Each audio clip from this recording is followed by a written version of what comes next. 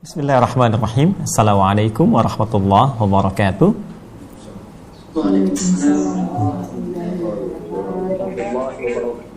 Alhamdulillahi rabbil alamin. Wassalatu wassalamu ala rasulillahil karim nabiyyina Muhammadin wa ala alihi wa sahbihi wa ummatihi ila yaumiddin. Wa ba'du.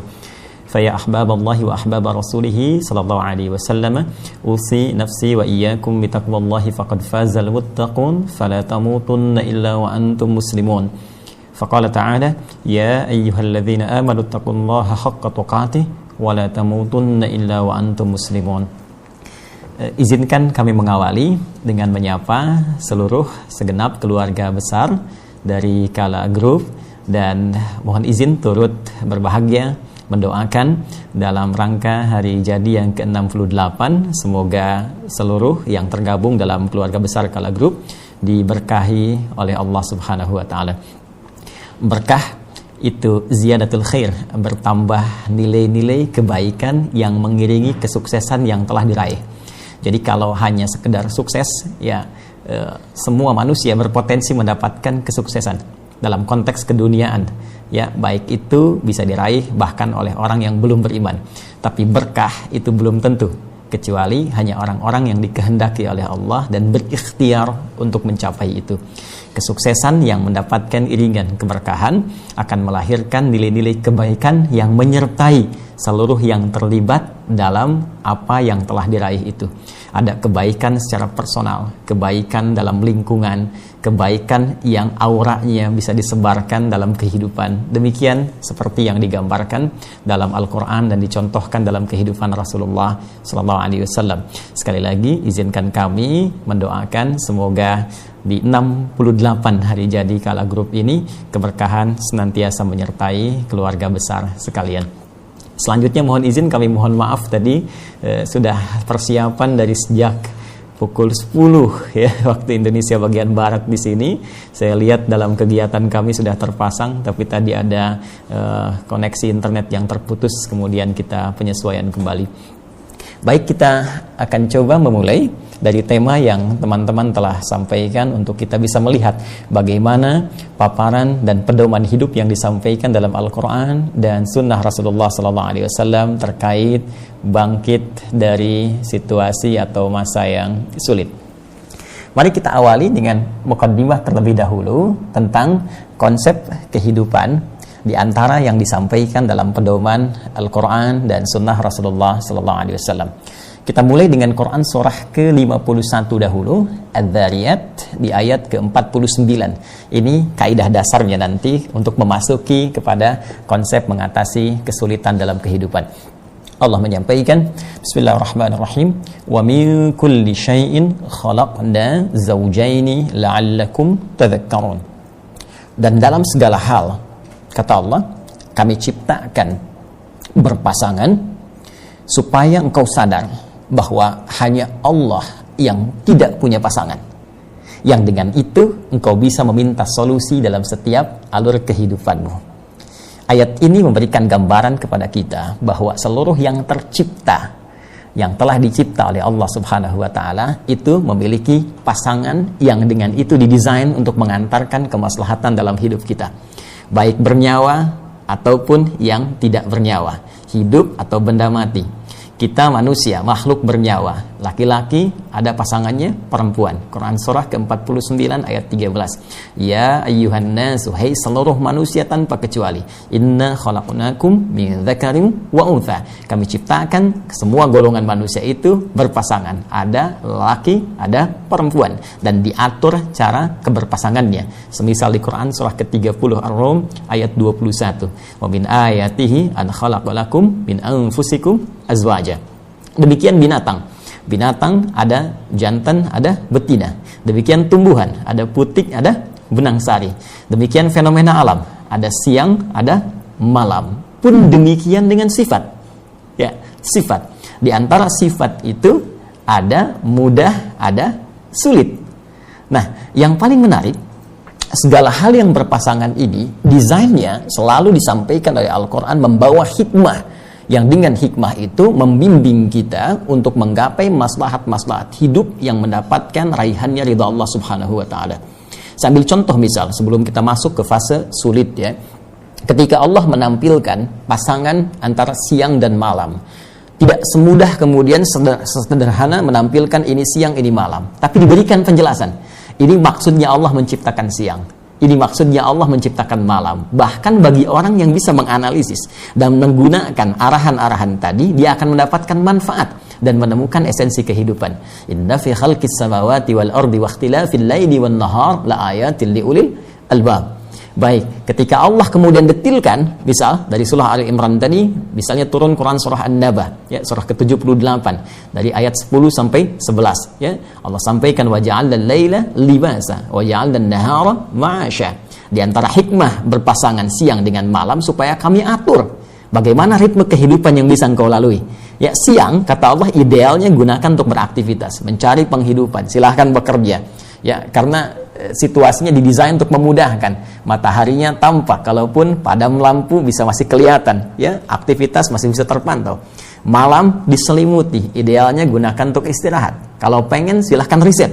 Ya, di Quran surah ke-6 Al-An'am, ya, di ayat yang ke-11 itu, Qul siru fil ardi ya thumma anzuru kaifa kana aqibatul mukadzibin. Kalau engkau mau riset sampai jalan ekspedisi di malam hari silakan. Seperti Rasulullah kemudian diperjalankan di malam hari peristiwa Isra dan Mi'raj itu di Quran surah ke-17 ayat yang pertama. Ya, subhanalladzi asra. Asra itu seakar dari kata sara, ya ditambah hamzah di depannya muta'addi dengan satu huruf, asra, perjalanan malam hari. Jadi sangat detail. Ini pasangannya, ini fungsinya. Laki-laki pasangan perempuan, ini karakteristik laki-laki, tandanya begini, karakternya begini, pasangannya perempuan, ini fungsinya, ini hak, ini kewajibannya. Nah, sekarang ketika Anda menetapkan tema bangkit dari kesulitan, narasi sulit di dalam Al-Quran, itu pun menariknya dijelaskan pasangannya. Ya, sulit disebutkan diksinya, katanya, lalu disebutkan pasangannya, dan sangat menarik dijelaskan secara terperinci panduan-panduan bagaimana bebas dari kesulitan dan meraih kemudahan yang diharapkan itu sesuai dengan passion hidup yang kita pilih. Apakah passionnya mencari kedudukan, ataukah bisnis ya dalam konteks kajian kita ini, ataukah keilmuan dan tahapan-tahapan lainnya. Ini yang akan coba kita turunkan menjadi kajian dalam tempo waktu saya dengar 40 menit kurang lebih ya.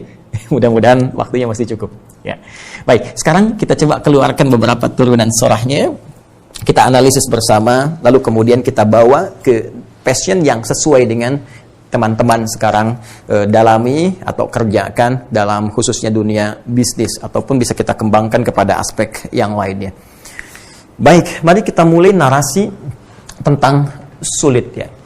Di dalam bahasa Arab itu setidaknya ada dua diksi yang menunjuk pada kata sulit.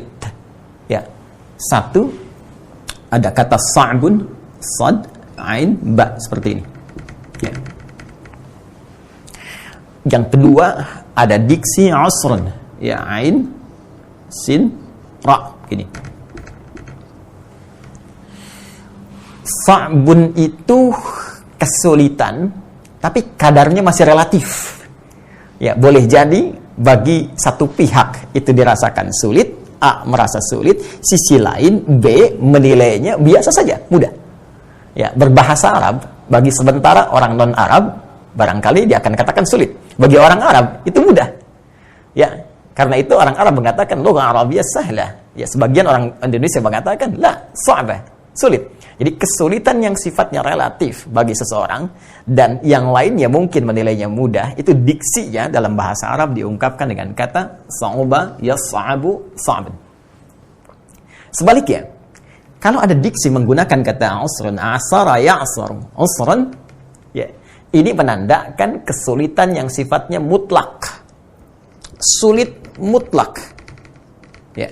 Jadi umumnya semua akan mengatakan ini memang sulit. Ya. Saya ambil contoh misalnya, ya, ngangkat mobil ya, mobil begitu besar kita mau angkat, ya kan? Sulit, semua orang akan mengatakan ini sulit, nggak mungkin, nggak bisa, ya kan? Baik, maka orang akan berkata hamlus sayyarah amrun usrun, ngangkat mobil itu perkara yang memang mutlak sulitnya. Ya, sulit, semua orang mengatakan ini nggak mungkin, ini kayaknya nggak bisa, itu usrun namanya. Lawannya dalam bahasa Arab ada kesulitan yang relatif, maka lawannya pun mudah harus relatif juga. Maka sa'bun diperlawankan dengan sahlun namanya. Sahlun. Ya. Karena itu orang Arab berkata, jika ada si A berkata, hadza amrun sa'bun, ini susah, maka yang lain akan berkata, la, hadza sahla. Ini mudah. Tapi yang paling menarik, sa'bun lawannya sahlun, usrun, kesulitan yang mutlak dianggap sulit, ternyata lawannya selalu dipasangkan diksinya dengan kemudahan yang semudah-mudahnya, yang menurut semua orang pun kalau tahu caranya itu pasti mudah. Ya, maka diksinya bernama yusrun. Ya, yusrun. Ada usrun, ada yusrun. Ada sa'bun, ada sahlun. Sekarang mari kita lacak, teman-teman sekalian, keluarga besar, insan kala seluruhnya, dimanapun Anda berada. Di dalam Al-Quran, Anda tidak akan menemukan kalimat sa'bun yang relatif ketika diungkapkan menunjuk kata kesulitan, pun demikian dengan sahlun.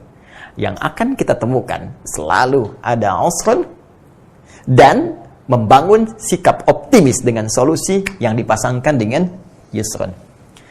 Baik, ada kata usrun dan yusrun yang paling favorit bagi seluruh umat Islam di muka bumi. Bukankah salah satunya surat Al-Insyirah selain An-Nas itu kan? Surah ke-94 ya. Ya, Quran surah ke-94. Baik, kita temukan di sini kalimat usrun dan yusrun disatukan. Inna ma'al usri yusra. Ya kan? Fa inna ma'al usri yusra. Fa idza faraghta fansab wa ila rabbika farghab. Baik. Perhatikan kalimatnya. Inna ma'al usri yusra. Tadi saya katakan pembuka di awal dengan Quran surah ke-51 ayat 49. Dalam setiap nilai kehidupan, senantiasa Allah pasangkan ya segala yang kita hadapi, bahkan diri kita sendiri, untuk memberikan pedoman-pedoman tertentu terkait dengan capaian yang ingin kita raih. Pun ketika teman-teman menampilkan tema sulit, diksi di Al-Quran yang ditampilkan, itu kesulitan bahkan tingkat tertinggi. Yang mutlak. Ya. Seakan-akan Allah ingin katakan begini, hey, dalam situasi yang paling sulit pun, yang semua orang mengatakan ini susah, ini sulit, yakinkan pada dirimu, aku pasangkan kesulitan itu dengan kemudahan yang semudah-mudahnya. Kalau dalam bahasa psikologi, kalau Anda sedang merasakan kesulitan, sampaikan pada jiwamu, yakinkan, ini pasti selesai. Ini pasti mudah ini. Ya, ini pasti ada solusinya. Jadi Al-Quran itu selalu ingin menampilkan harapan, motivasi. Ya, tidak pernah ada satu diksi pun dalam Al-Quran yang membuat seseorang pesimis untuk mengatasi setiap persoalan yang dihadapi. Nah, jadi pengantar yang ingin saya sampaikan adalah berita baiknya, ada narasi di dalam Al-Quran yang langsung bersumber dari Allah Subhanahu wa Ta'ala yang memberikan bimbingan tentang tema yang akan kita bahas pada kesempatan kali ini. Ketika kita mengatakan bangkit dari kesulitan, Al-Quran langsung memberikan kode. Ya, Anda bisa melakukannya, dan Allah berikan jalan yang paling mudah kalau kita mengerti pedomannya untuk meraih apa yang kita harapkan. Nah, tinggal sekarang kita turunkan bagaimana kemudahan ini bisa diraih seperti yang Allah janjikan pada kita semua. Ya, sebelum ke sana, saya ingin mengambil satu pandangan dulu dalam Al-Quran supaya ini bisa kita bawa dalam kehidupan sehingga menikmati segala hal itu jadi nyaman. Ini ada rumusnya. Rumus. Sampai-sampai Nabi mengatakan begini, ya ajaban li amril mu'min. Ya, perkara orang beriman itu semua urusannya itu mengagumkan. Ya, ajaban li amril mu'min. Semua urusan orang beriman itu begitu mengagumkan. Ya, inna amrahu kullahu khair. Karena semua apa yang dia hadapi, situasi apapun, selalu dipandang dalam persepsi yang terbaik dan semua nilai baik. Ya, fa in asabathu sarra syakar. Wa in asabathu dharra sabar. Yang paling dahsyat, dalam suasana suka pun dia banyak bersyukur, dalam suasana duka pun dia masih banyak bersabar, sehingga semua dilihatnya itu sebagai nilai kebaikan. Nah, ternyata membangun sikap seperti itu ada rumus singkat dan demikian padat yang disampaikan dalam Al-Quran. Itu ada di Quran surah ke-91 Asy-Syams. Ya, Quran surah ke-91. Baik, di ayat yang ke-7 sampai 10. Saya turunkan khususnya ayat 7 sampai 8-nya. Ini inti utamanya. Wa nafsi wa ma sawaha, dan demi jiwa ketika sempurna diciptakan sebagai sumber kehidupan manusia. Jadi saat roh masuk ke dalam tubuh itu diberi nama nafas oleh Allah. Ya, fa idza sawaituhu, ketika diciptakan dengan sempurna berjalan 4 bulan dalam kandungan ibunda, wa nafakhtu fihi min ruhi, ditiupkan roh. Ketika roh masuk itu menjadi nafas. Diserap ke dalam bahasa Indonesia menjadi nafas. Seseorang mulai bisa bernafas ketika rohnya sudah masuk ke dalam dirinya. Fa'alhamaha fujuraha wa taqwaha. Maka kami ilhamkan dalam roh itu, dalam jiwa itu 2 potensi. Ya, potensi pertama, dan ini berlawanan. Ini yang akan kita bawa selamanya dalam kehidupan sampai kita berpulang kepada Allah Subhanahu wa taala. Jadi selain alam yang kita saksikan berpasangan, diri kita berpasangan, dan bawaan sifat-sifat yang mengatur nilai kehidupan pun itu semua akan berpasangan. Nah, ada sifat yang sepakat disebut mulia, baik, disebut dengan takwa. Ya, ini puncak-puncak kebaikan. Jujur, sabar, dermawan, ya kan? Semua yang positif terlihat itu takwa. Ada lawannya, disebut dengan fujur. Nah, ini orang yang cenderung menilai ini sebagai aspek negatif. Ya, padahal petunjuk Al-Qur'annya sifat fujur ini diciptakan untuk menjadi katalis supaya yang baiknya ini muncul. Ya, baik. Mari kita lihat. Ketika di sini ada jujur misalnya, di sini ada dusta. Ketika di sini ada sabar, di sini ada marah. Marah diciptakan bukan ingin menjadikan seorang manusia menjadi pemarah, bukan. Tapi asalnya supaya jadi katalis agar sabarnya muncul. Sebab kalau nggak ada marah, mustahil orang bisa menghadirkan sabar. Silahkan pimpinan di kala grup misalnya ya. Ya, begitu tiba-tiba masuk ke kantor, nggak ada angin, nggak ada hujan, pegawainya mengatakan, Pak, sabar ya Pak, sabar. Pimpinan akan berkata, kamu sehat. Ya kan? Baik, jadi mesti ada kan, ada katalisnya. Ya karena itu bahasa Al-Qur'annya, qad aflaha man zakkaha. Akan bahagia hidup orang yang bisa belajar menyucikan. Nyuci itu kan bukan membuang bendanya. Membuang kotorannya supaya bersihnya muncul. Ya, mohon izin, ini agak dalam sedikit ya. Ada pakaian kotor, dicuci kan? Maka yang kotornya dibuang, pakaian jadi bersih kembali. Jadi ternyata kotoran itu diciptakan bukan ingin menjadikan baju kotor, tapi supaya bersihnya muncul. Sebab kalau nggak ada yang kotor, maka mustahil mendapatkan bersih. Dari konsepsi ini, kita bawa ke suasana mudah dan sulit. Bila mudah ada di sini, mudah. Dan sulit ada di sini, teman-teman sekalian. Ternyata Al-Quran memberikan gambaran kesulitan itu diciptakan sesungguhnya bukan ingin menjadikan kehidupan manusia menjadi sulit, bukan. Tapi supaya jadi katalis, supaya yang mudahnya itu muncul. Sebab kalau kita nggak pernah ketemu sulit, kita nggak akan tahu mana itu mudah. Bisa kebayang cara berpikirnya ya? Baik, sekarang dari pernyataan ini kita tarik ke dalam konsepsi berpikir kita. Jadi ketika Allah menciptakan kesulitan dalam kehidupan ini, sesungguhnya di balik sulit itu ada kemudahan yang ingin dicapai, yang goalnya, sasaran terakhirnya dengan mudah ini, itu dibawa sesuai dengan passion kehidupan kita. Mau dibawa kemana mudah ini?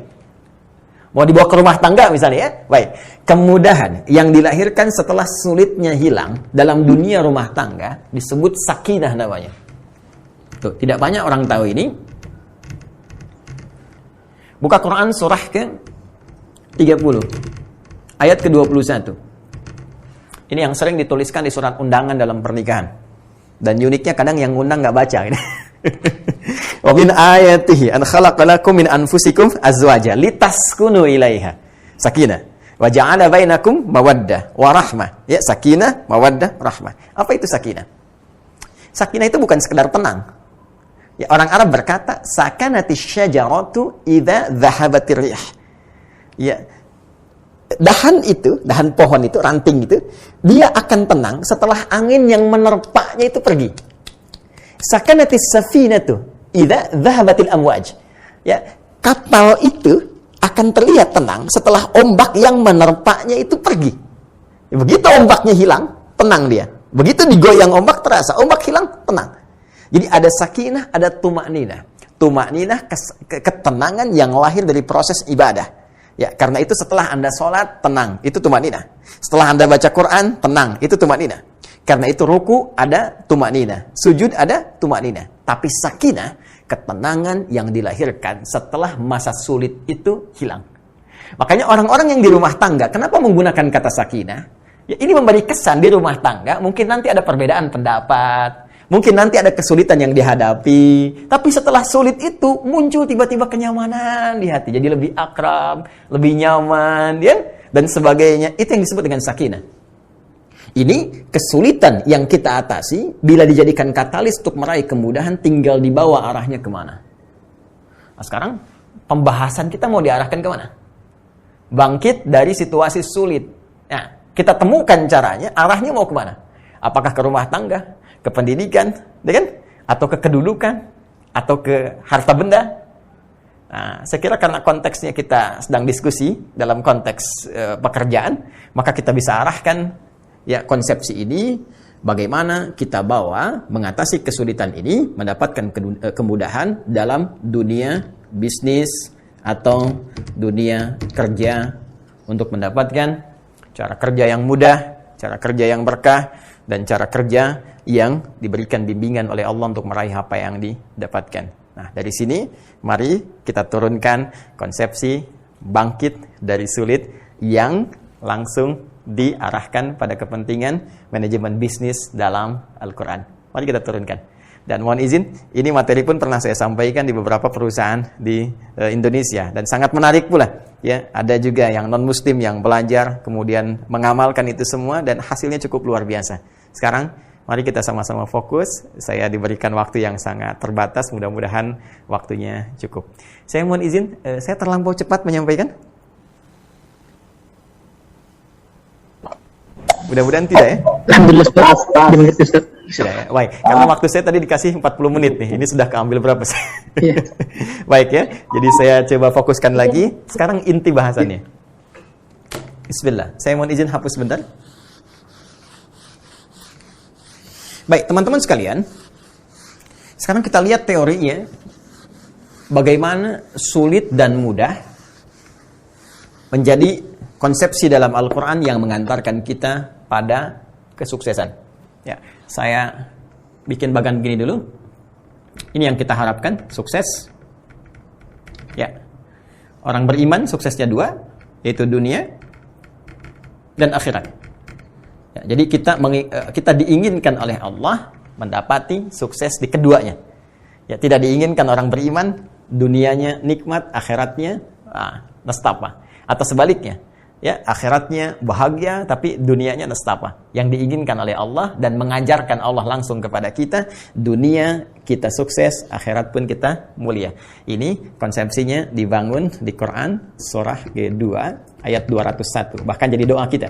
Ya Rabbana atina fid dunya hasanah wa fil akhirati hasanah. Baik. Sekarang dalam hal apa ini? Apa yang menjadikan kita nyaman di dunia dan dengan itu dapat diarahkan kepada kepentingan akhirat. Karena yang kita kaji di sini di keluarga Kala Group ya, Insan Kala, maka kita batasi dalam dunia pekerjaan, dunia bisnis. Di sini ada situasi sulit. Kita ingin bangkit. Menjadikan ini sebagai hal yang dipandang mudah, sehingga dengan itu jadi jembatan menuju kesuksesan. Baik, mari kita turunkan ayatnya pelan-pelan. Kita mulai dengan kita kaitkan ketiganya secara langsung. Kita mulai dengan Quran surah kedua ayat 214. Ya. Sudah? Quran surah kedua ayat 214. Quran surah Al-Baqarah ayat 214 paling kanan sebelah bawah di mushaf standar. Kita akan kaitkan tentang teori sukses, harus melewati berbagai kesulitan dan dipandang sebagai bagian dari kemudahan. Mari kita lihat ayatnya. Am hasibtum an tadkhulul jannata. Apakah kalian duga akan begitu mudah untuk meraih kesuksesan itu? Jannah asal katanya itu bukan surga. Ingat. Ya. Jannah asal katanya bukan surga. Jannah itu satu puncak kesuksesan yang belum tampak, yang ingin diraih, ingin didapatkan. Ya, dia seakar dengan kata al-jin asalnya. Ya, jadi semua kata yang asalnya dari jim dengan nun itu sesuatu yang tersembunyi.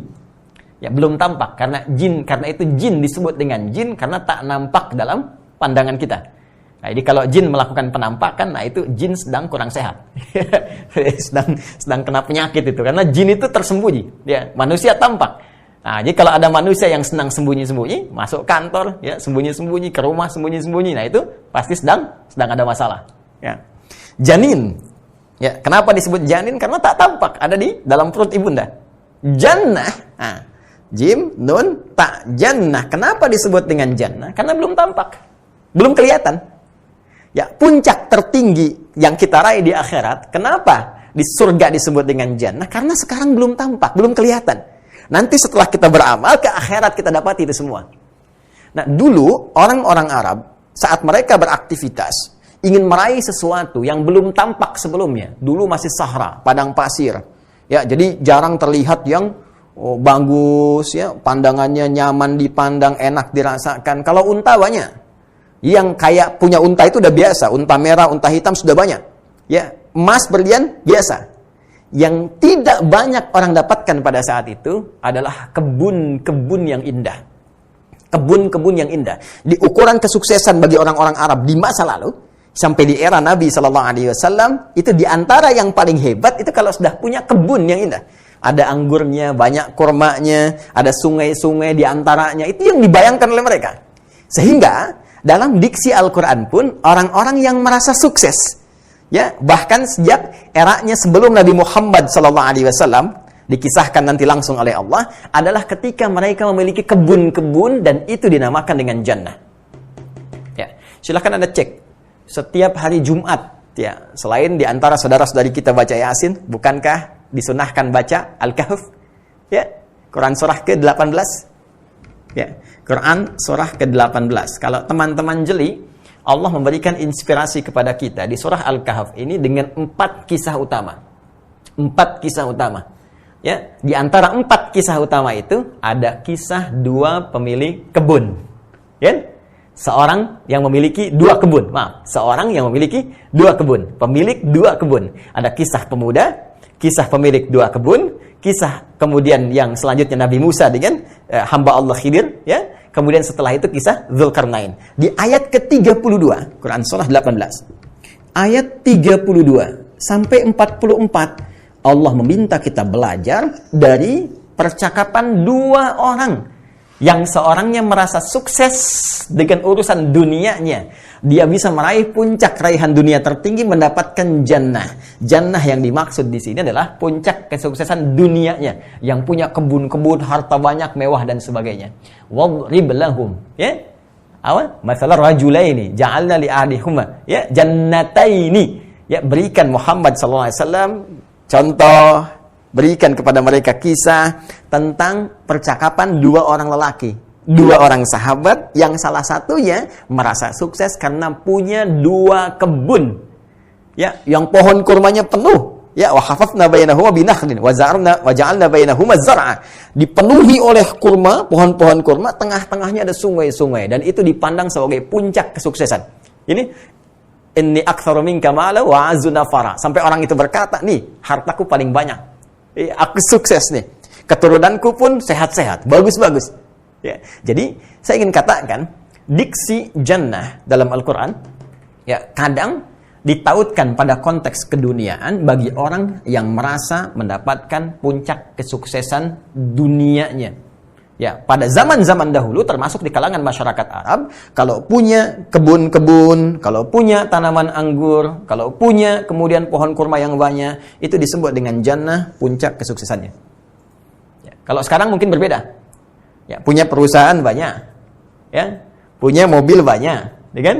Punya rumah mewah, ya, keturunan sehat, bagus semua. Maka konteks jannah itu jangan selalu diartikan dengan kebun, tapi lebih kepada ingin memberikan capaian kesuksesan dunia yang bisa diraih dalam konteks keduniaan.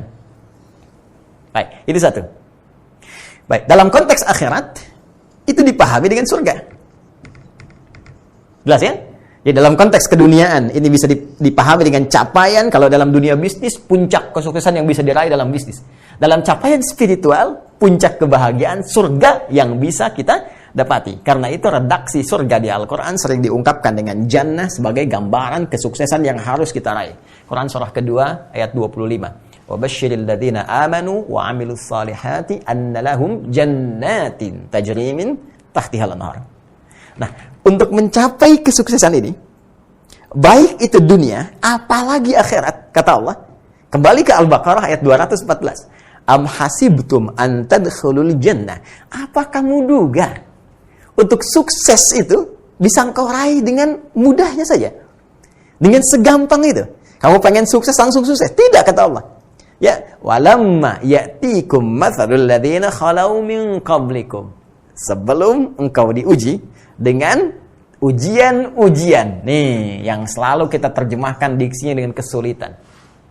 Quran memilih redaksi yang lain. Ya, Quran menampilkan redaksi tantangan. Tantangan. Ujian. Masya Allah. Secara psikologis ini bagus. Coba.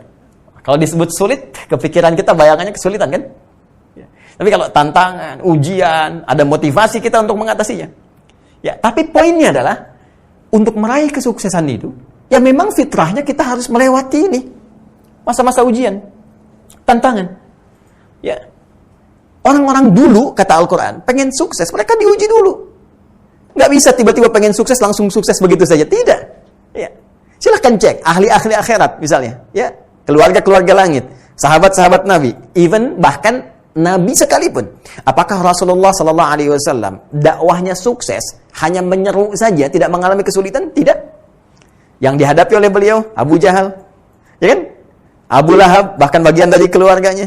Beliau pernah dilempari di Taif, beliau pernah diserang, belum pernah dipersekusi, ya, beliau pernah bahkan diembargo, beliau pernah diancam, bahkan mengalami puncaknya, yaitu dikepung, ya 100 orang pasukan khusus, ya nyawanya dipertaruhkan di situ. Jadi untuk mencapai puncak dakwah pun selevel Nabi Muhammad SAW, yang ahli surga itu harus menghadapi banyak tantangan. Maka bagaimana dengan kita yang bukan Nabi? Kita ingin sukses dan tidak ingin menghadapi tantangan. Siapa kita? Ya. Oke, kita lihat ke sahabat. Bagaimana seorang Abu Bakar sukses? Bagaimana seorang Uthman sukses? Kalau dalam konteks usaha, Abdurrahman bin Auf, apakah langsung sukses begitu saja? Tidak. Beliau harus kehilangan asetnya dulu di Mekah. Kehilangan harta bendanya. Dipaksa pergi dari Mekah ke Madinah. Saat itu masih Yathrib. Dengan hanya baju yang melekat di badannya saja. Dan itu menjadi tantangan terbaik. Sampai kemudian sukses. Sampai kemudian bahkan kapaknya terbuat dari emas. Jadi fitrah yang kita hadapi, jika memang kemudian kita ingin meraih kesuksesan, maka pasangan sukses itu, sukses sama dengan ujian. Sukses sama dengan tantangan. Dalam bahasa sebagian orang, sukses sama dengan kesulitan. Sukses sama dengan mengatasi problem. Jadi kalau ada orang pengen sukses, nggak pengen punya masalah, itu artinya dia belum siap mendapati kesuksesan itu. Ya, jadi ciri orang hebat, setiap orang yang ingin sukses, maka dia sudah siap menghadapi tantangan-tantangan yang dimaksudkan. Even itu bahkan dalam kehidupan dunia. Silahkan cek. Ya, kita ambil contoh non-muslim, jangan hanya orang beriman. Baik, mari kita lihat. Thomas Alva Edison, berapa kali percobaan untuk bisa mendapatkan apa yang kita bisa hasilkan saat ini? Ya, bohlam dari lampu dan sebagainya. Berapa kali percobaan yang dilakukan untuk mendapatkan keseimbangan di pesawat itu?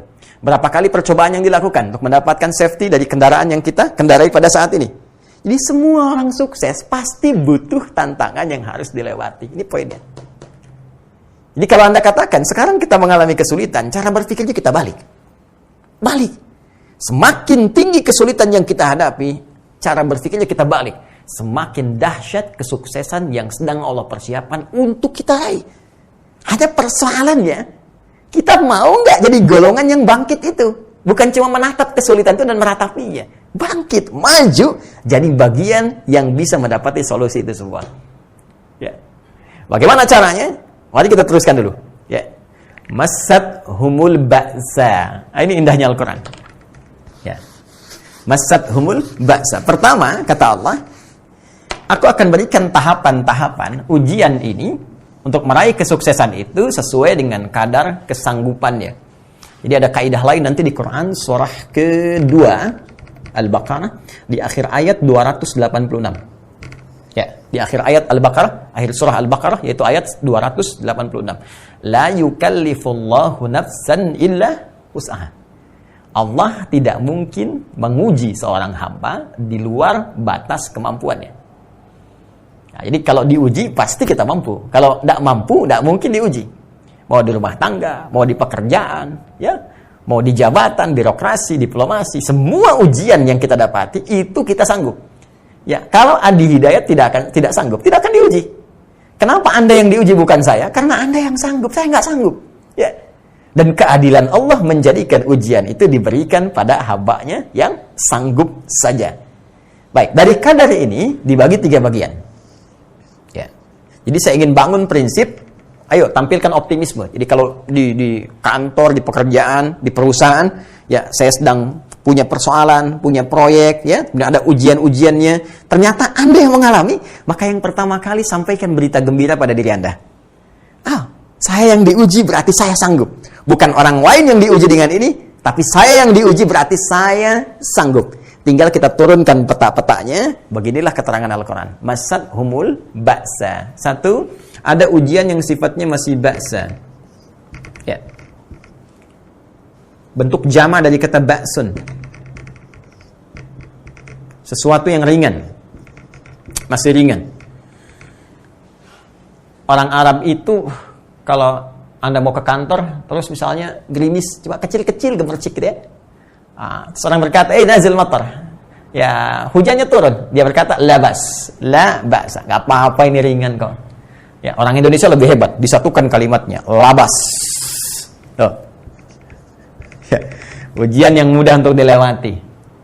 Ya, Anda masuk kala grup kan, diuji dulu kan. Ada ujian, sesuaikan pekerjaannya, kan? Batas kemampuannya apa, psikotesnya bagaimana, kemampuan di sini, kasih bebannya seperti ini. Ya, ingin naik posisinya, lebih tinggi lagi. Ingin pekerjaan lebih naik lagi, divisi makin meningkat lagi, posisi lebih kuat lagi. Maka ujiannya pun naik kembali. Dharra.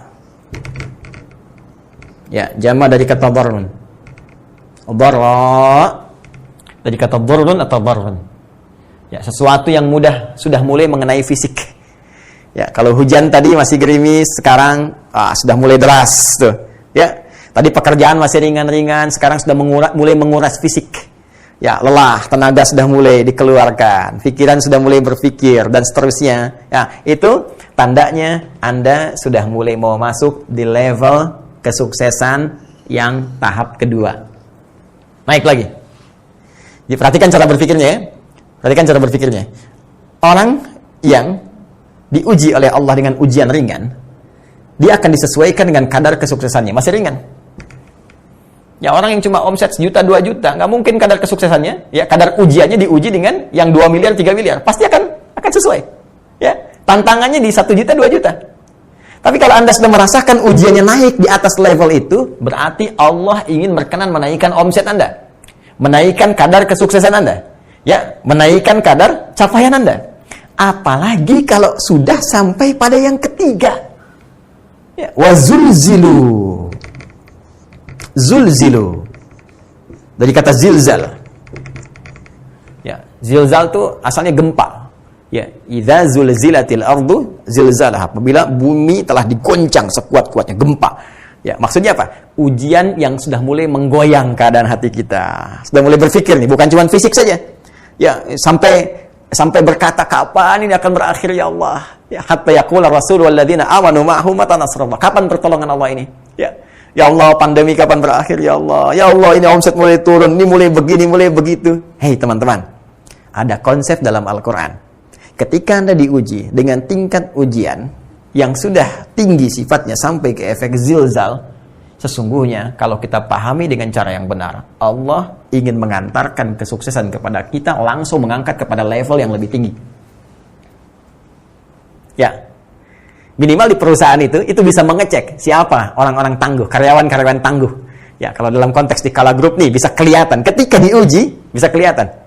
Ya, Mana yang numpang beraktivitas saja, mana orang yang benar-benar pengen bekerja. Bisa kelihatan, Anda bisa lihat. Ya, karena itu di beberapa perusahaan profesional, kadang-kadang bikin kasus sendiri. Kalau ada kasus ini, bagaimana penyelesaiannya? Kalau ada begini, bagaimana? Ini Allah kadang-kadang langsung kasih. Ini loh, ada tantangan begini. Ini ada hal yang seperti ini.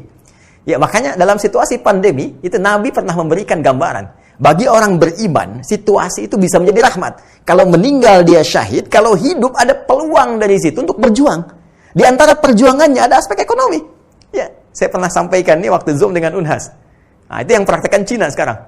Ya, begitu Cina atasi itu semua, ya dia bentuk tim juga, ada tim khusus ya dalam kategori bisnis. Di sambil berjalan itu punya sudah list ratusan bahkan ribuan ini loh potensi yang bisa dilahirkan dari aspek ekonominya. Dari APD yang dikirim balik ke negara-negara bantuan. Nih, ya, ada face shield, ada macam-macam dan sebagainya. Ada kitsnya sekarang. Ada banyak hal. Ya, jadi kalau kita bawa ke suasana ini, apa yang kita lihat semuanya pasti baik. Even itu situasi sulit yang sedang kita alami. Jadi cara berpikirnya saat diuji dengan kesulitan apapun, langsung arahkan ke sini. Kalau ujiannya ringan, Allah ingin berikan hadiah kepada saya. Ujiannya makin naik, menengah, Allah ingin angkat derajat saya. Kalau ujiannya makin tinggi yang membuat kita kadang-kadang bergoyang, kapan ujian ini tiba? Yakinkan pada diri kita pada saat itu, hey, Allah ingin langsung memberikan lompatan pada karir saya untuk mendapatkan posisi yang terbaik. Ini dia. Tinggal pertanyaannya, bagaimana caranya? Kita belum selesai. Bagaimana caranya? Jadi Quran masih ngasih motivasi dulu. Ya, cara bangkit itu, hadirkan cara pandang kita. Oh ini, lihat. Ini kesulitan yang sedang saya alami, bukan kesulitan. Tapi sesungguhnya bagian dari hal yang akan mengantarkan saya pada kesuksesan yang saya dambakan. Persoalannya, bagaimana merubah persepsi kita dan mengolah kesulitan tadi menjadi kemudahan untuk mengantarkan pada bagian kesuksesan.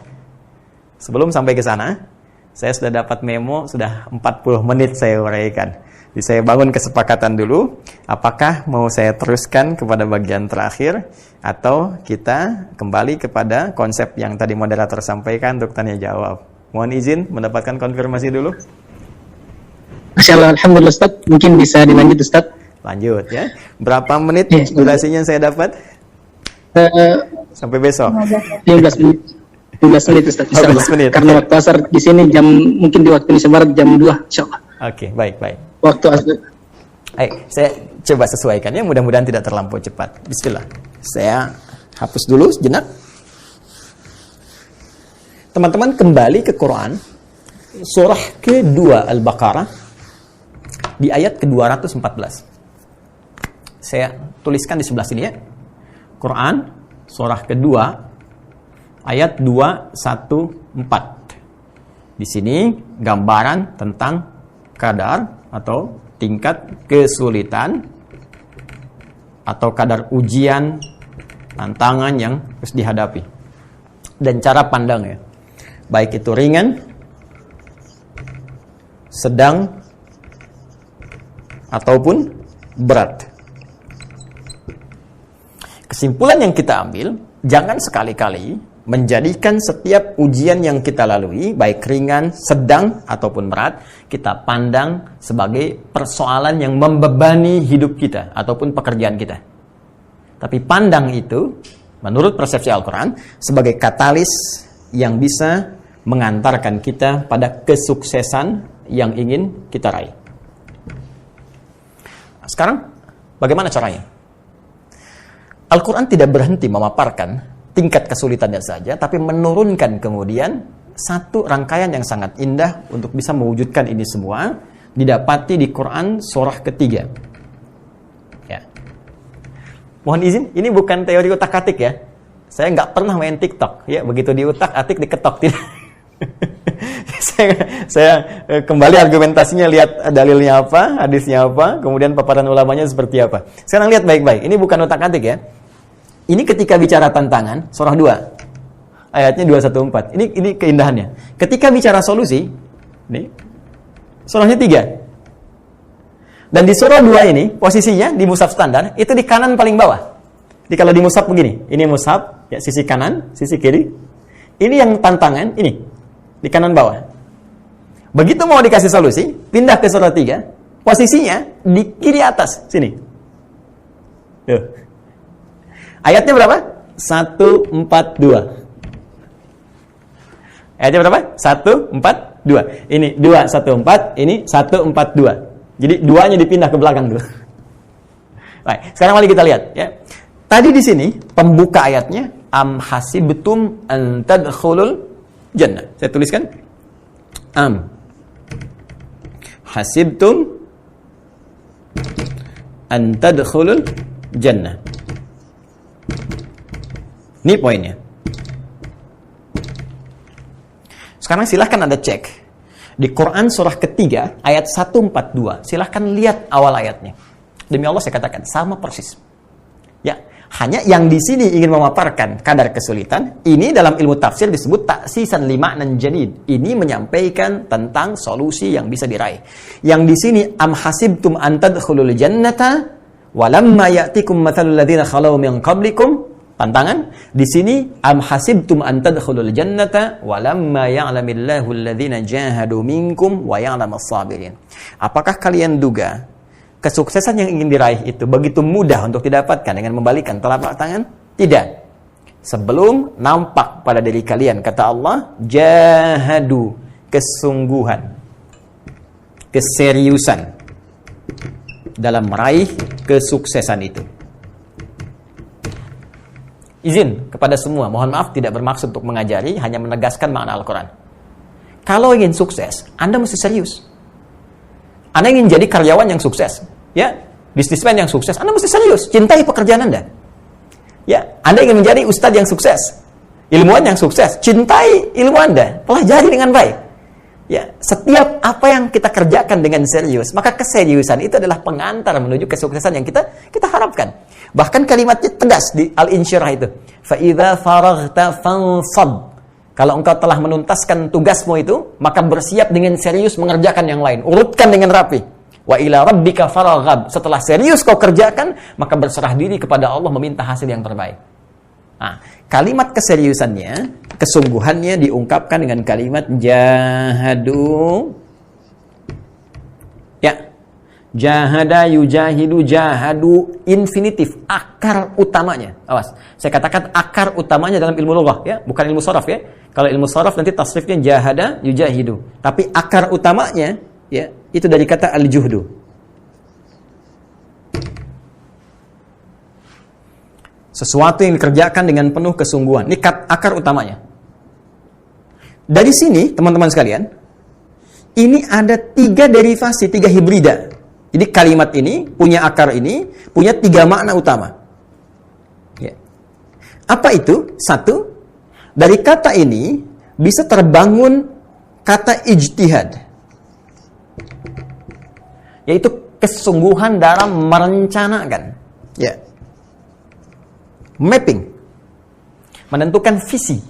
Menentukan rencana-rencana kegiatan yang akan dibangun. Kalau Anda di Kala Group, ya, ada pekerjaan apa yang ingin dibangun, tentukan rencananya dulu, dan Anda lebih tahu tentang ini. Ya, buat visinya seperti apa, bagaimana capaiannya, dipetakan tantangannya. Oh, ini mungkin masalah yang akan kita lalui. Bagaimana cara menghadapinya, timnya siapa, ini pemetaannya sampai ke bawahnya. Ini omset yang mungkin bisa diraih, ini potensi zakatnya, ini infaknya. Kita ambil nilai itu untuk mendapatkan bagian berkah akhiratnya. Misal, itu kesungguhan dalam merencanakan sesuatu, itu ijtihad. Jadi mustahil kita ingin sukses kalau nggak punya rencana. Bahkan dahsyatnya, lihat, nama sholat pertama yang kita kerjakan sholat apa? Subuh kan? Subuh. Ya, silakan. Subuh, zuhur, asar, maghrib, isya. Dan kebanyakan orang hanya mendapatkan nama saja. Padahal semua nama itu punya makna. Apalagi nama dalam ketentuan syariat untuk ibadah. Subuh itu bukan sekedar nama. Dari kata asbah asalnya. Asbah yusbah. Ya, sesuatu yang sudah siap dengan rencana. Ya, jadi kalau orang Arab tanya kaifa asbahtum, bagaimana kabarmu hari ini? Baik, saya sudah siap mengeksekusi ini A, B, dan C dan seterusnya. Quran surah At-Takwir, ya, surah ke-81 di ayat ke-18 itu, was-subhi idza tanaffas. Dan demi, kata Allah, aku bersumpah demi waktu subuh yang saat itu dimulai rencana beraktivitas. Bahkan matahari mulai memancarkan sinarnya, disebut dengan fajar itu kan. Kemudian dedaunan pohon-pohon mulai akan beraktivitas, ya, mengeluarkan oksigen di pagi hari. Malamnya dia kemudian menyerap oksigen lagi, ya. Jadi luar biasa, semua aktivitas dibangun. Seakan-akan Allah memberi kesan, kenapa dinamai waktu subuh, ingin memberikan kesan kepada kita, hey, orang Islam itu, orang beriman itu mesti beda dengan yang lainnya. Orang beriman di mana dia bangun, dia sudah siap dengan rencana yang akan dia kerjakan di hari itu. Makanya Nabi kalau malam itu introspeksi diri. Lihat aktivitas apa yang dikerjakan di hari ini. Kalau ada yang kurang-kurang, istighfar, dicek lagi, besok mau ngerjakan apa. Demikian kita teman-teman. Fa'idha faraghta fansab. Saya tanya pada Anda sekarang, mohon izin ya. Anda nanti jam 3 mau kemana? Jam 4 ngerjakan apa? Jam 5 ada di mana? Urusan akhirat, berapa banyak ayat Quran yang mau dibaca pada hari ini? Berapa banyak infak yang mau dikeluarkan? Nanti malam tahajud mau jam berapa? Bisa jawab. Selama ini kita kerjakan subuh, tapi tidak sedikit di antara kita nggak punya rencana kehidupan yang jelas. Ya ayyuhalladzina amanu, hei orang-orang yang beriman, ittaqullah, tingkatkan takwamu kepada Allah, wal tanzur nafsu ma qaddamat lighad. Bikin rencana, kalau perlu bikin mapping sampai dengan hari kiamat. Anda mau turunkan, mau surga yang mana? Saya surga Firdaus, turunkan kurikulumnya ke bumi. Ini amalan penghuni surga Firdaus. Quran surah ke-23 Al-Mu'minun ayat 1 sampai 9 itu. Penghuni surga Firdaus mesti rajin sholat, rajin zakat, menjaga kehormatan dirinya. Di situ Anda petakan. Bikin kegiatan, jadikan kurikulum hidup. Itulah Muslim, itulah insan beriman. Ya, jadi ini bagian pertama. Kalau kita ingin atasi segala kesulitan, bangkit dari sulit, petakan kesulitan itu. Apa kadarnya? Lalu kita buat rencana-rencana dalam mengatasi itu semua. Lihat potensinya. Kembali ke keluarga Kala misalnya. Ya, KG di sini. Kala Group, teman-teman sekalian, keluarga besar. Cek lagi. Di divisi mana ini? Apa potensi yang kita bisa dapatkan? Petakan dengan baik, itulah ijtihad. Setelah ada petanya, rencananya, eksekusi ini semua. Jangan hanya mudah menjadi konseptor, tapi eksekusi itu untuk bisa kita dapatkan apa yang kita raih. Mengeksekusi semua rencana ini, itu disebut dengan jihad namanya. Perjuangan fisik. Nah, sekarang jihad itu diasosiasikan kepada konteks membela diri dalam konteks peperangan saja. Dan dikesankan bahkan ekstrim. Padahal jauh dari itu. Jihad bukan nembakin orang. Ya, jihad bukan teror. Jihad bukan membom orang sembarangan. Itu hati-hati. Kalau ada ajakan-ajakan kekerasan seperti itu langsung tinggalkan. Tolak. Karena jihad pada asalnya adalah pembelaan terhadap jiwa. Pembelaan terhadap diri, terhadap agama. Ya, terhadap bangsa dengan diniatkan ibadah. Jadi diserang, kita bela. Ya, handphone diambil aja kita bela, masa iman didiamkan? Negara didiamkan? Ya, dulu ketika diserang, Kiai Haji Hashim Asy'ari bikin resolusi jihad. Ya, ada Kiai Haji Nur Ali di Bekasi, ada ulama-ulama kita kumpul, bikin resolusi jihad. Kenapa? Pembelaan. Di jihad bukan sembarangan, perjuangan melalui tindakan, perjuangan melalui fisik. Ya, jadi kalau kita ingin gunakan konteks ini dalam konteks kegiatan berusaha, berbisnis, maka jihad bisa diartikan adalah perjuangan atau eksekusi secara fisik tentang rencana-rencana yang telah kita siapkan. Time schedule-nya ada, job desk-nya seperti apa, job description-nya bagaimana, lalu eksekusi semuanya itu, dan terakhir, mohon izin dengan cepat, ada perjuangan melawan gejolak emosi yang disebut dengan mujahadah. Nah, ini dia. Jangan dikira pekerjaan itu sederhana yang kita lakukan. Teorinya sederhana, tapi ketika kita jalani, kadang-kadang ada semangat, ada malas, ya kan? Kadang-kadang setan datang dengan was-was, ada iri hati, kecemburuan satu dengan yang lainnya. Maka perjuangan mengatasi itu semua supaya baik lagi, niatnya lurus, keseriusannya terbangun, itu disebut dengan mujahadah. Perjuangan dalam mengendalikan gejolak jiwa atau aspek emosional. 3 makna ini, ijtihad, jihad, mujahadah, dirangkum dengan satu kata saja dalam diksi Al-Quran, jahadu. Walamma ya'lamillahu alladhina jahadu minkum. Jadi kalau kita ingin bangkit dari kesulitan, kata Al-Quran, petakan kesulitan itu. Bikin rencana yang jelas. Mau kemana arahnya? Lihat passionmu di mana? Lihat bakatmu. Ya. Kemudian setelah itu, eksekusi semua konsep itu. Tentu hati-hati. Di perjalanan pasti ada gejolak-gejolak. Kadang-kadang mau ke masjid, udah semangat, hujan besar, turun lagi. Hei, katanya semangat mau ke masjid. Cari dong perangkatnya, ambil payung, kenakan apapun. Yang penting target kamu tercapai. Ya, dunia ataupun akhirat kita. Yang terakhir, wa ya'lamas sabirin, dan lakukan semua ini dengan sabar. Ya, sabar bukan diam, sabar bukan menunggu. Ya, kalau menunggu saja tidak akan pernah terjadi pernikahan. Yang laki-laki menunggu, perempuan menunggu, harus ada yang bergerak. Ya, sabar adalah merespon segala hal dengan mengikuti segala ketentuan Allah Subhanahu wa taala. Ketika Allah katakan sabar, Bagaimana konsepsinya dalam berusaha? Kamu berikhtiar saja. Fa idza faragta fansab. Kembali. Wa ila rabbika farghab. Kemudian setelah itu serahkan semua hasilnya kepada Allah Subhanahu wa taala dan turunlah kemudian dari situ teori rizki untuk menenangkan kepada kita. Karena jangan-jangan yang Allah inginkan aspek yang lain. Ada yang baru berusaha langsung datang hasil keduniaan. Ada yang oleh Allah ditahan dulu, bukan untuk menahan rizkinya, tapi untuk mengoleksi aspek yang lain. Seperti doanya diperbanyak, tahajudnya banyak. Sehingga setelah kita siap dengan bekal akhiratnya, dunia diberikan, dunia selamat, akhirat pun selamat. Kadang-kadang konsepsinya demikian. Nah, jadi secara singkat dan cepat saya ingin tegaskan bahwa bangkit dari situasi sulit itu adalah satu hal yang niscaya, bahkan mutlak, yang diperintahkan oleh Al-Quran. Tidak pernah Allah menciptakan kesulitan untuk membuat kehidupan kita sulit, susah, larut dalam kegelisahan. Tapi Allah jadikan kesulitan itu sebagai katalis untuk bisa menghadirkan segala kemudahan dan kesuksesan yang kita harapkan. Caranya, persepsikan semua kesulitan itu sebagai tantangan. Petakan, baik dari yang ringan, menengah, ataupun berat. Setelah itu, bikin visi, ya, bikin rencana untuk mengatasi itu semua. Kemudian eksekusi dengan perjuangan fisik kita dan bangun kekompakan dengan mujahadah serta isi semua dengan kesabaran. Bila itu telah terjadi, maka akan ada satu kelapangan dalam jiwa yang dengan itu bisa mengangkat derajat kita di hadapan Allah. Kelapangan yang menjadikan kita merasa nyaman dan terangkat derajat dalam bahasa Arab disebut dengan syarah. Kalau sudah meresap pada jiwa kita disebut dengan insyirah, maka muncullah surah Al-Insyirah. Alam nashrah laka sadrak. Bukankah aku sudah pernah lapangkan keadaan jiwamu sehingga menghadapi apapun sekarang kamu mudah. Nabi Muhammad SAW dilapangkan oleh Allah jiwanya sehingga dilempar dengan batu ringan, dilempar dengan kata-kata ringan, dilempar dengan apapun tawakal. Orang-orang yang sudah kuat mentalnya, terbangun dengan baik di perusahaan manapun, terutama di keluarga besar, Kala Group. Kalau Anda sudah mendapatkan insyirah ini, Anda nggak akan pernah punya diksi sulit. Semua yang terjadi akan Anda pandang dengan penuh kelapangan, kenyamanan, seperti tantangan yang biasa kita hadapi. Ya, alam nashrah laka sadrak. Ya, wa wada'na anka wizrak alladhi anqadha dhahrak. Kata Allah, kalau kamu sedang merasakan sulit, bayangkan kesulitan yang dulu yang pernah engkau selesaikan. Kalau yang dulu pernah selesai, maka yang sekarang pun akan tuntas. Kalau itu bisa engkau lakukan, wa rafa'na laka dzikrak, maka Allah akan angkat, ya, namamu, angkat derajatmu, angkat semua aktivitasmu dengan keberkahan dalam naungan ridha Allah Subhanahu wa taala sampai ke ujung ayatnya. Inna ma'al usri yusra. Ingat, di setiap ada kesulitan pasti ada solusi yang paling mudah. Belum yakin? Fa inna ma'al usri yusra. Hey, saya tegaskan lagi kata Allah, setiap ada kesulitan itu jalan menuju kemudahan. Quran surah kedua di penghujung ayat 185. Yuridullahu bikumul yusra wa la yuridu bikumul usra. Allah menginginkan engkau mendapatkan kemudahan, bukan kesulitan. Jadi kalau masih ada yang sulit setelah paparan ta'lim ini, merasa sulit, itu bukan Allah yang menjadikan sulit. Andanya yang tidak ingin pernah meraih kemudahan.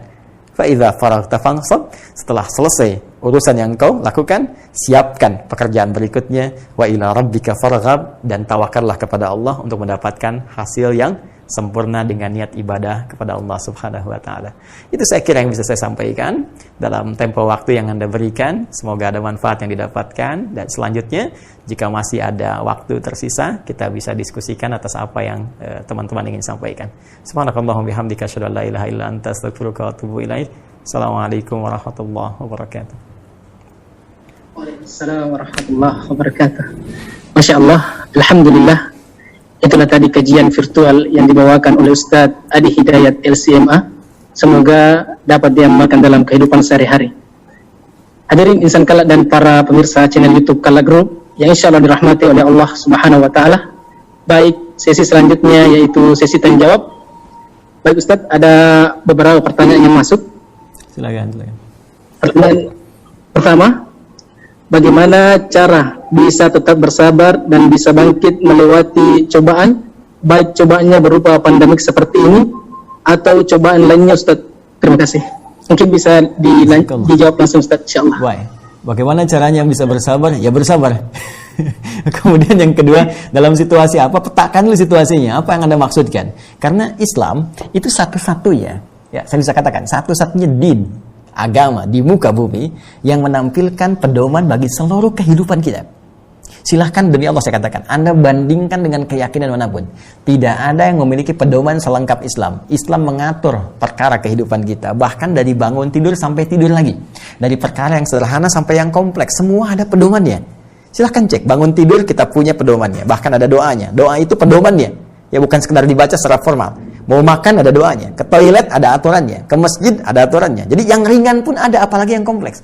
Sekarang yang mau Anda tanyakan spesifiknya apa? Misal, saya mau katakan kesulitan di bidang pandemi sekarang ini. Anda petakan dulu. Apa yang sedang Anda kerjakan sekarang? Ya, ambil hadis-hadis Nabi SAW. Ada kitab bagus judulnya, namanya Al-Fathur Rabbani, ya, fi Tartib Musnad Imam Ahmad bin Hanbal Asy-Syaibani. Di halaman 202 ada pedoman judulnya tentang Kitabul Waba wa Ta'un. Ya, kitab pedoman menghadapi wabah dan ta'un. Itu ditampilkan secara detil bagaimana petunjuk-petunjuk Nabi ketika kita menghadapi satu wabah. Baik sifatnya wabah itu epidemi lokal tapi menyebar, atau pandemi menyebar secara lebih luas lagi.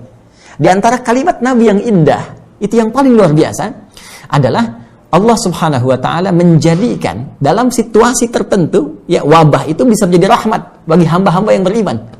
Ya, hamba-hamba yang beriman jadi rahmat. Nah, rahmat itu cabangnya bisa dua. Satu, bisa jadi ampunan dari dosa yang sangat berlipat. Itu konsepnya ada di Quran surah 39, ya, di ayat ke-53. Qul ya ibadiyalladzina asrafu ala anfusihim la taqnatu min rahmatillah. Katakan Muhammad SAW pada hamba-hambaku yang sudah banyak bergelimang dosanya. Ya, israf itu yang sudah nggak terhitung lah. Selalu ada peluang untuk mendapatkan rahmat Allah sehingga diampuni dosamu. Jangan putus asa. Tobat kau diampuni. Nah, puncak tertinggi pemberian Allah untuk mengentaskan dosa seseorang itu dengan menurunkan rahmatnya. Ya, dan di pandemi, situasi wabah yang sangat menyebar itu, rahmat Allah begitu besar. Sampai saking besarnya, orang-orang yang berjuang di lingkungan pandemi itu, kalau dia terkena dalam konteks ini COVID misalnya, dia terkena ke situ, kata Nabi, dia bersabar, ya, wa muhtasiban annama asabahu, dan dia bersabar dan menghitung bahwa apa yang telah menimpanya, maka tabalahu illa min indillah, tidak ditetapkan kecuali Allah berkehendak kepadanya, maka diberikanlah padanya pahala semisal syahid. Anda bayangkan, jadi kalau dia wafat, syahid dia. Itu apresiasi dari Nabi. Ya, jadi ketika Anda menghadapi situasi seperti ini, kenapa disebut syahid? Karena seperti orang berjuang. Kata Nabi, kalau kena kamu wabah, jangan keluar dari tempatmu, jangan orang masuk ke tempatmu. Anda menjaga diri Anda supaya nggak keluar, melindungi orang. Karena itu ketika Anda wafat, Anda syahid, rahmat. Satu sisi. Sisi kedua, ya, rahmat itu bisa diartikan dengan pemberian Allah dalam konteks keduniaan.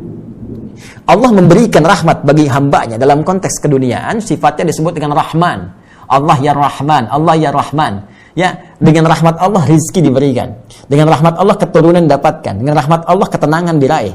Nah, sekarang kalau konteks ini Anda akan bawa ke dunia pekerjaan, ke bisniskah misalnya, ya, kena pandemi, tiba-tiba perusahaan Anda melakukan penyesuaian, pengetatan, Anda terkena di situ.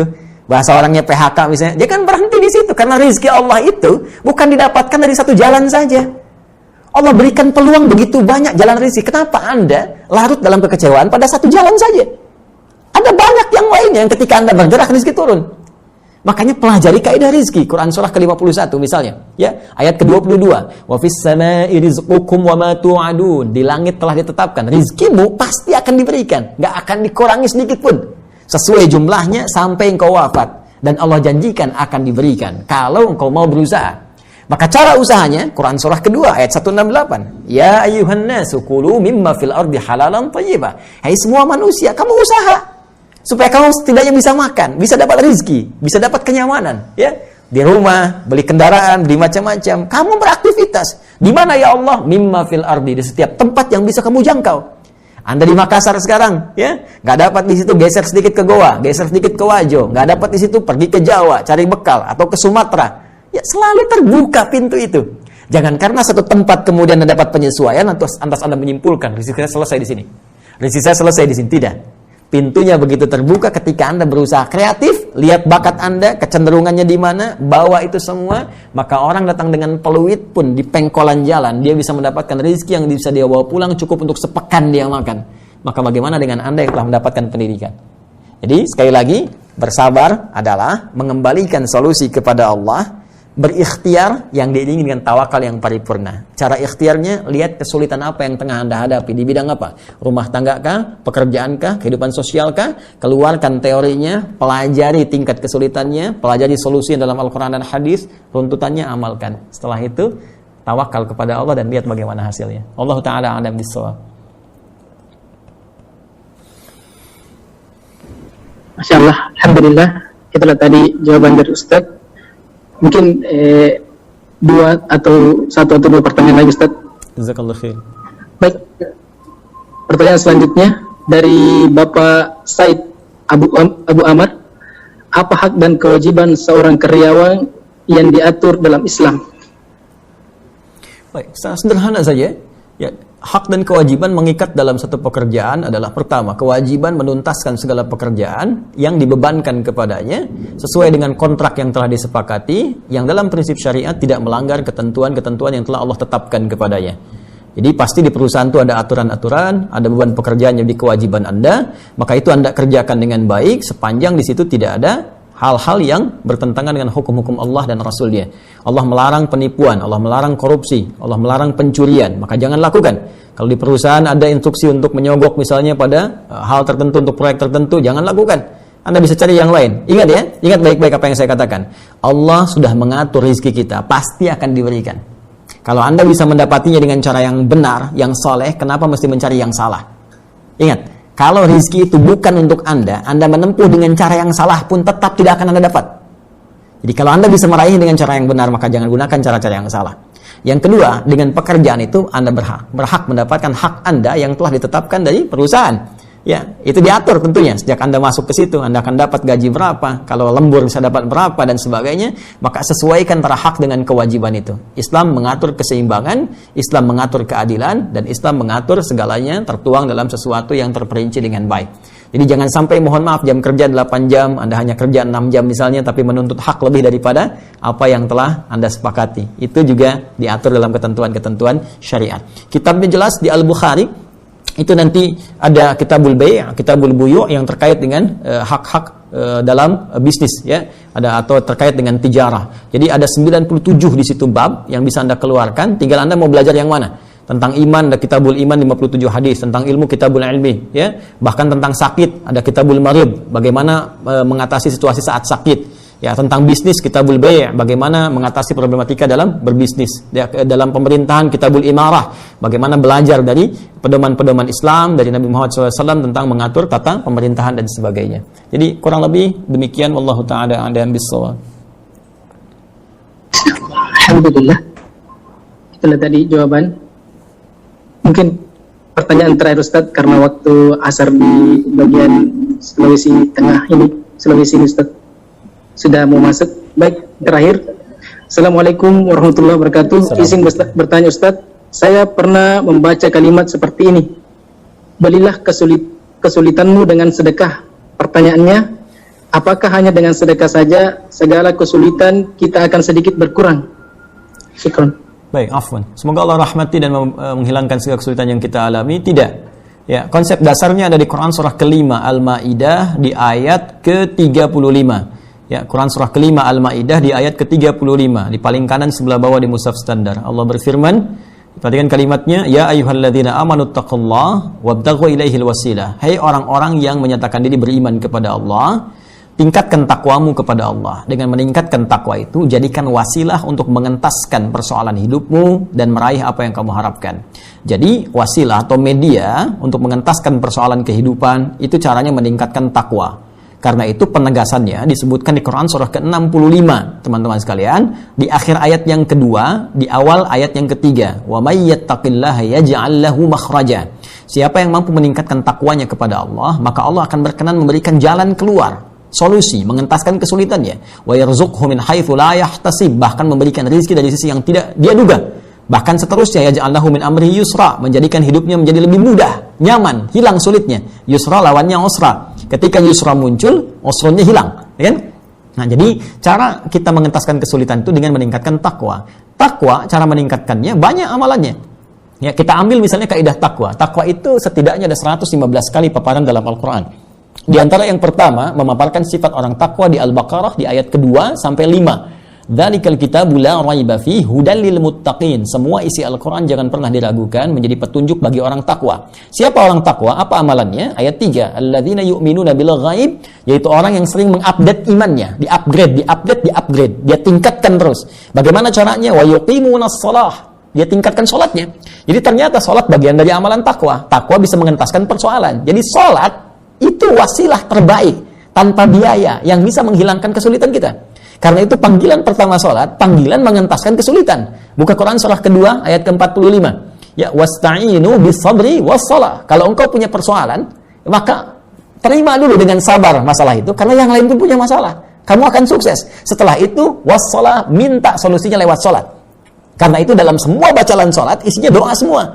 Bahkan boleh kita meminta dalam sujud. Ya, walau dalam sholat fardu saya memilih tidak dilafadzkan, dalam hati kita minta. Ya, iman kita dipertaruhkan. Al-Baqarah ayat 153, ya, ayat 153. Ya ayyuhalladzina amanu ista'inu bis-sabri was-shalah. Hei, kalau kamu enggak yakin iman kamu di mana, kata Allah. Hei orang beriman, terima persoalan dengan sabar, minta solusi lewat salat. Karena itu kita minta, iyyaka na'budu wa iyyaka nasta'in. Ya Allah, aku sekarang ibadah salat, aku sekarang punya masalah. Aku minta solusi ya Allah.